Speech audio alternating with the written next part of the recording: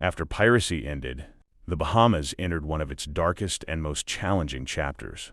The islands, once a haven for freedom and chaos, would now face a new kind of oppression. In the late 1700s, the American Revolution reshaped the Atlantic world.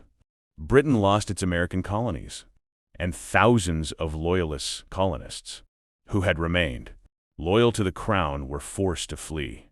Many of them sought refuge in the Bahamas, arriving by ship across the vast Atlantic, hoping to rebuild their lives on these small islands. They did not arrive alone. They brought with them enslaved Africansmen, women and children torn from their homes, sold as property and forced into a life of labor and suffering.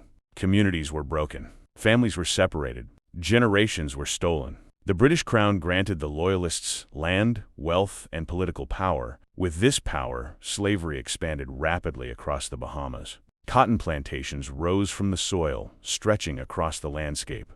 Every tree felled, every row of cotton planted, and every brick laid was built on the backs of the enslaved.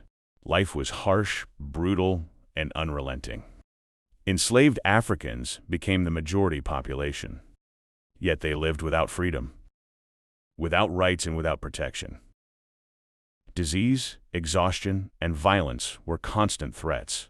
Families struggled to stay intact, and every day was a fight to survive. The plantation system, however, was not sustainable. Poor soil, hurricanes, and economic pressures caused many plantations to fail. Even as the economic system crumbled, the human suffering continued. Despite cruelty, oppression, and relentless control, African culture endured. People preserved their language, their music, their faith, and their traditions. Through storytelling, song, dance, and prayer, enslaved Africans resisted quietly and fiercely, asserting their humanity in the face of dehumanization.